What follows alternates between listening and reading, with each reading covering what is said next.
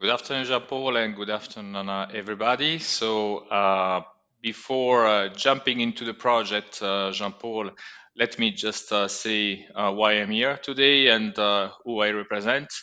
I'm here on behalf of FEVE, and FEVE is the European Container Glass Federation, so representing all the producers of bottles, jars for food and beverage, perfumery, cosmetics, pharma. So almost all container glass producers in Europe. With some 160 plants throughout Europe, we produce for all of the customers in Europe, but also outside of Europe. Without entering into the details and fact bites that you can have here on the slides, one important point, we are the main users of cullet, of recycled glass. In fact, 85% of collected glass packaging is effectively recycled back into new bottles in a true bottle-to-bottle loop. This is the highest closed-loop recycling performance for a packaging material. Why does it matter? Because every time that we use recycled glass, we save virgin raw materials, we reduce energy consumption, we cut CO2 emissions, which is good for the environment, but it's also good for our business model, for our circular economy model. Which brings to our members. Our members, here you see, are all the suppliers of glass bottles around Europe, and they are strong supporters of the closed glass loop objectives. The more quality recycled glass we have as producers, the better our circular economy works. But achieving good collection and achieving the closed glass loop target and objective of 90% by 2030, as we know, it's an infrastructure improvement, it's also a political alignment, but it's also understanding how people behave, what drives them to collect glass, and on the contrary, what are the barriers that prevent them from doing that very well. So that's why we have developed this pilot project on which I will talk now in a few seconds. Our goal was really to generate new insights and practical tools that can help the closed glass loop platform, municipalities, EPR schemes, brands, recycles, to understand how citizens can be more engaged and more nudged to good collection of glass. So jumping on what we were saying in the introduction, glass is a material and we need to manage this material well. But the circularity of glass depends also on people behavior. This is very important. So we need to understand people, understand the barriers, and put them in the best way, in the best mood also to recycle glass, to collect and recycle glass. So let's go to the project, and I hope you can see here the screen. Of course, the slides I think will be shared later, so I will bring you through the main points of the presentation, but all the details will be available, as well as the report itself. We will publish actually an executive summary after the call, after this webinar. So let's start explaining what is this project about. It's a controlled communication experiment, a pilot project, to test a very simple but precise question. Can insights-driven digital communication, supported by artificial intelligence, improve glass recycling behavior even when the physical infrastructure does not change? In other words, can communication alone move the needle in a system where people face barriers, like, for example, distance, confusion, lack of incentives to the collection of glass? To deliver this, we have used the consumer platform that is supported by FEVE, by us, which is called Friends of Glass. Friends of Glass is the platform at European level and also global, if we consider that we are also active in the United States, with which we interact with the consumers, we raise awareness on the benefits of glass, and through the social media channels, we really engage and dialogue with them. In this pilot, Friends of Glass is the trusted brand, the digital channel, and also the landing space with the right educational tone to talk to the citizens. You see also on the slides that on this slide that we have implemented the project in Croatia. Why Croatia and why Koprivnica, one of the cities of Croatia?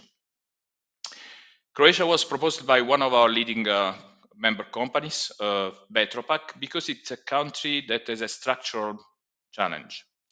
It uses two different systems to collect glass. The larger majority of beverage bottles are collected through a deposit return scheme for recycling. Essentially, people, you know better than me, people return these bottles to the stores and they get a deposit back. The return rate is very high, 83%. But then there are jars, spreads, sauces, baby food, spice bottles, and all small containers less than 200 milliliters that fall under an EPR bottle bank system. So they are collected via the bottle banks. But there is no financial system and no financial incentive, and the system is not so well developed as the DRS. Only about 30% of these glass containers are collected through the bottle banks. A perfect example is the Podravka Ivar jar. I hope I pronounced it well. It's an iconic red label jar that you can see there on the slide, found in almost every Croatian house. It's present in every kitchen. That's why we also decided to collaborate with Podravka, one of the most iconic brands in the country. So the confusion between the bottle banks and the DRS is essential and was also kind of the most important driver for our pilot. And so the pilot that we put in place was really to understand whether by better informing consumers on the importance of collecting all glass and to use also the bottle banks was helping to solve this confusion and to increase the collection of the small containers through the bottle banks. Why in Croatia we chose Koprivnica? This was suggested by our colleagues in Vetropack. It's it's a kind of a Goldilocks city, if we want. It's not too big, not too small, just right for this kind of a controlled pilot project with some 30,000 residents and also highly engaged municipal operator, Communalac. The city offered the ideal framework for this test. And this was confirmed also, we will see later, from the initial survey, where we had really a huge engagement from the citizens. Now, the pilot was also possible because there was a strong collaboration. And here it's not just to thank all the partners, but really to explain also the role of the different partners. Besides FEVE, the pilot saw really partners along the value chain. First of all, we had Vetropack, one of our leading member companies in Europe and operating also in Croatia. They anchored the project locally, giving us industrial credibility and ensuring the pilot reflected the real context of glass manufacturing and recycling in Croatia. Then we also worked with Podravka, as I said before, one of the most iconic brands in Croatia, brought cultural relevance and with their products, and especially this Ivar jar that you see there, creating a kind of emotional link with the consumers, with the citizens. And they recognized the product and somewhere they trusted also the campaign. They felt the campaign was local and about themselves. The other important partner was Communalac, the municipal waste operator, that provided us all the operational backbone. They shared the monthly collected data and helped us also to interpret the data. And then the national EPR scheme giving us all the assurance that we were interpreting the data also in line with the national framework. Last but not least, also mentioning Weber Shandwick, our partner agency that they delivered also the communication strategy, from the behavioral surveys to the generated visuals with artificial intelligence and the execution of the digital campaign. So you see, it was really a strong partnership of different players along the value chain, and this was fundamental. And this took time to put together. Now, how the project was structured. Before going into the detail of the project, just, there were three important steps. The first step was to understand. So it was really to understand where people stood before the campaign, because all what I'm saying now was not known.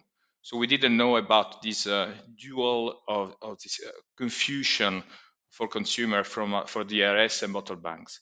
So we ran a first survey in August 24, and we received an astonishing return from the inhabitants with more than 1,357 responses.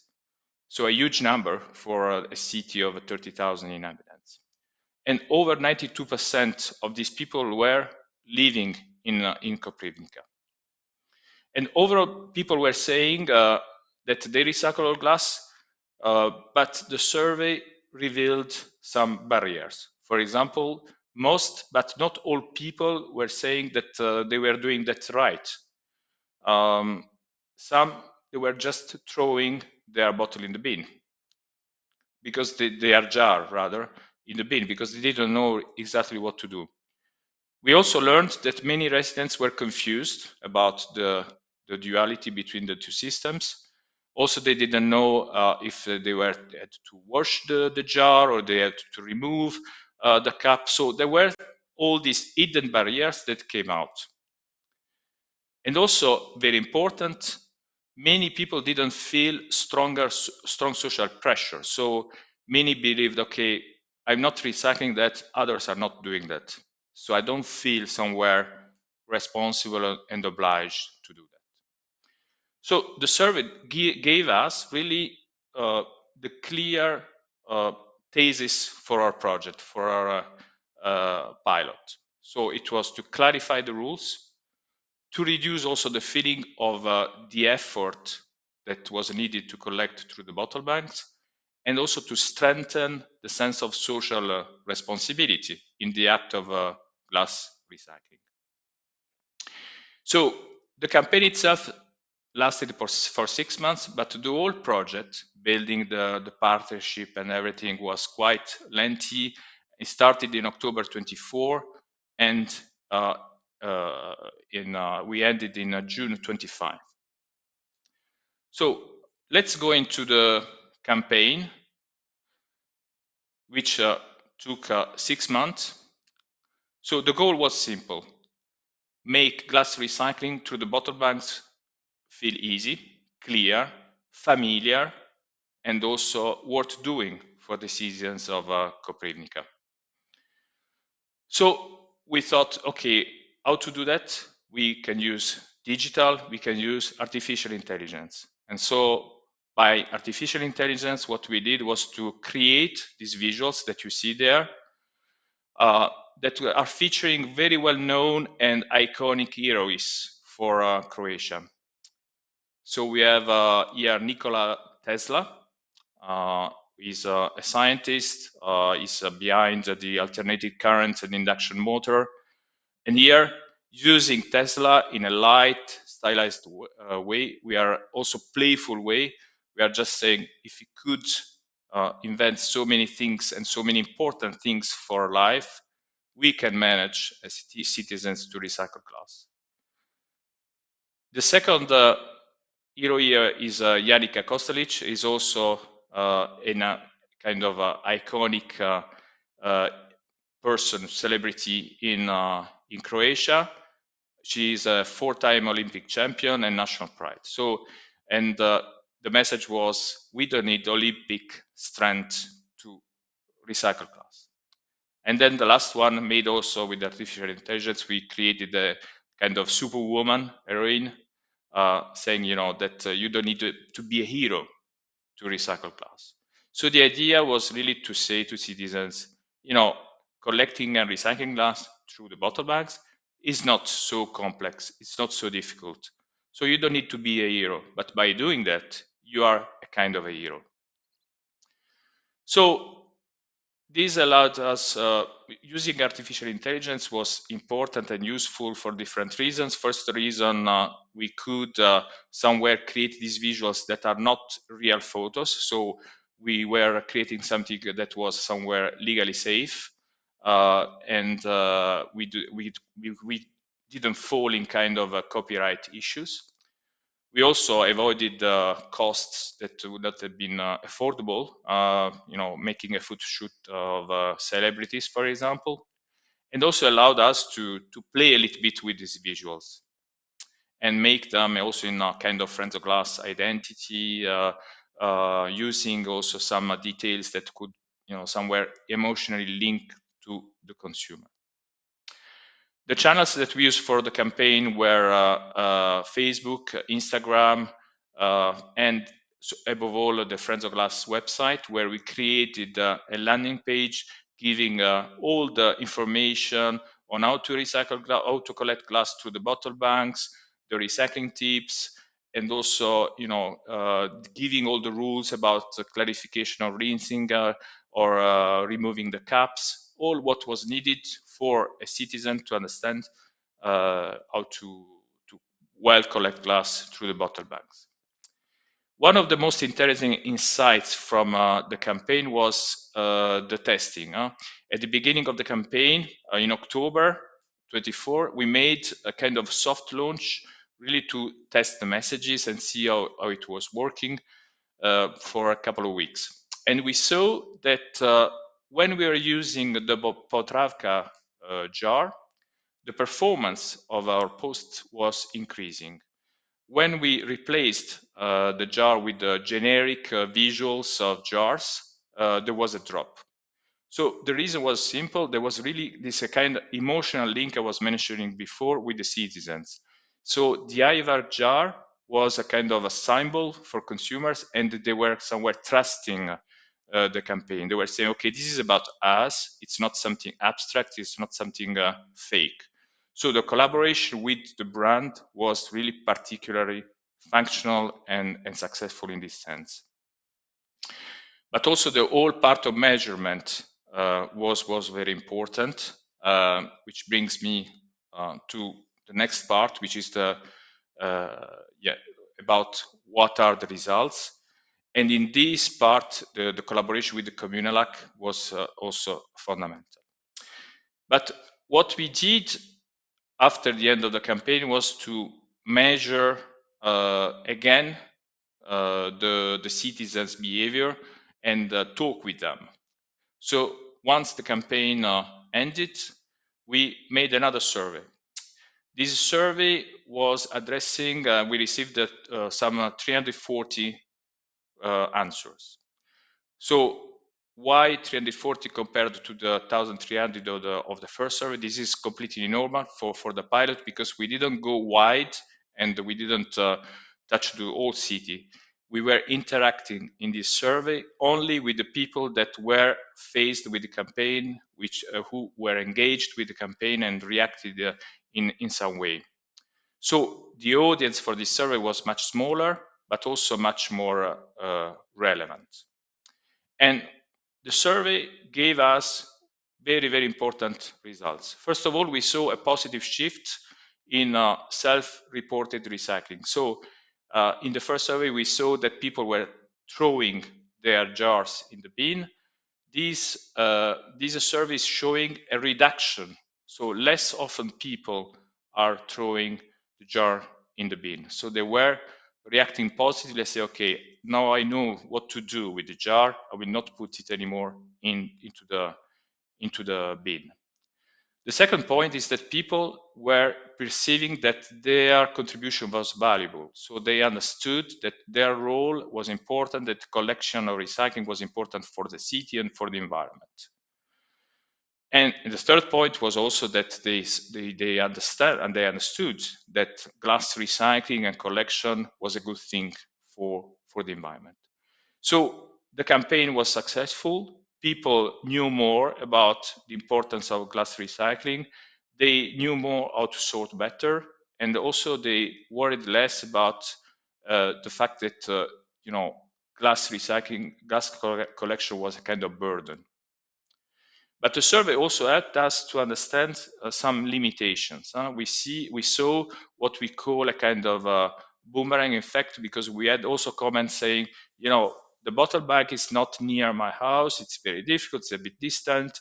There is an issue with the confusion with the DRS. So there were some comments calling for help, which means also that communication can address some aspects, can move the middle in a certain sense. So people that are already sensitive to collection and recycling, people that are positively, positioned towards the act of recycling. But if there are structural problems, these need to be addressed. The other point that we saw from the survey is that the call of what we call a kind of bad sorters, people that practically they say, I don't recycle, I don't collect, I don't do anything with waste. So this was really hard to move people, and we felt this was not just against glass; it was kind of negative behavior towards waste management in general. And this segment would require probably much stronger activation, let's say. So this was the measurement that we made with the follow-up survey. But what we did also is to benchmark this behavior with the data that were provided on the real collection of glass, thanks to Communalac. And also there, we saw quite good results, because we see that in Koprivnica, as you can see from here, the glass collection throughout the campaign, during the 6-month campaign, increased by 1.3 tons per month, which is roughly 9% growth.